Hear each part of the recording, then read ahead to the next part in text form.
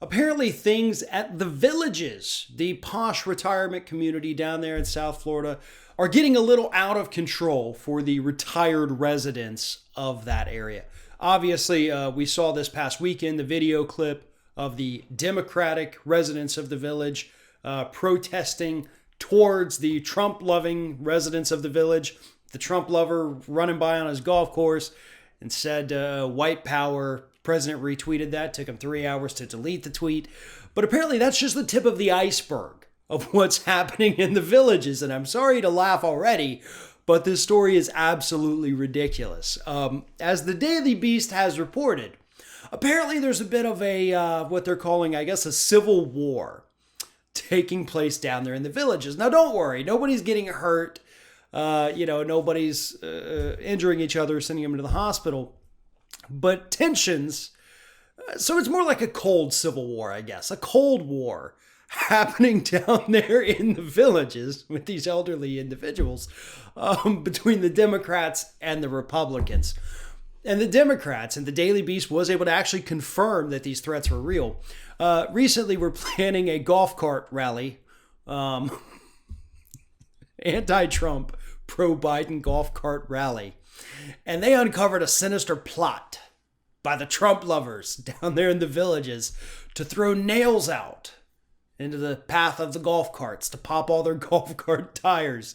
And they also had talked about on a message board throwing eggs at the anti-Trump Democrats riding by on the golf carts.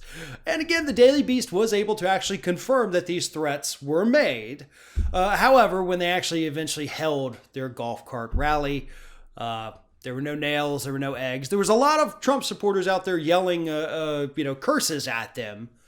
But that's about as intense as it got. And those kind of exchanges have been going on for quite some time. Obviously, we saw the video of the one this weekend. But that's what it's like there now, according to residents in the Villages. You know, you pick your side, and then you have to go and hate the other side. What's funny about this is because these are retired individuals, right? Okay, they're older.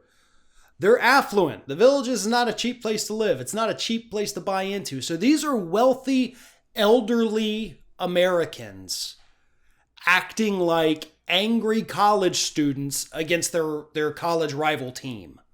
That's what this is like. Because that's what politics is for them. It is team sports. Because these folks have nothing to lose one way or the other, really. They really, truly don't. They're retired.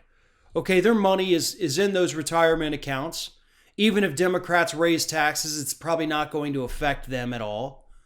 Even if Republicans cut taxes, probably not going to affect them at all. So they have nothing to lose other than I prefer this party over this one.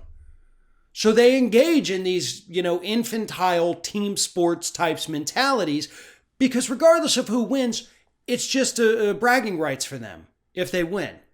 It's, a little sad if they lose. And then they just move on. Their life doesn't change. These aren't exactly people who have anything at stake in these elections. And that's why this is infuriating. Yes, I applaud the Democrats down there for standing up to these Trump folks. They deserve to be yelled at and called out while driving by on their golf carts. But at the same time, they also don't have anything to lose. And that's what's frustrating about this. Maybe they do. Maybe I don't know their individual lives.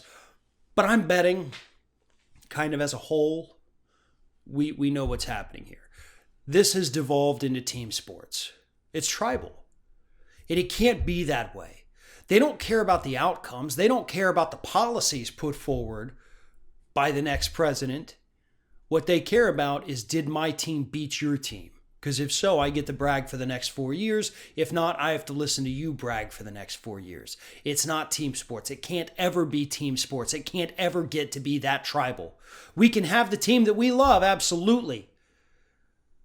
But they have to be able to put forward good policy that helps American citizens. Otherwise, as I said, it's nothing more than team sports and tribalism. And that is insanely unhealthy for this country.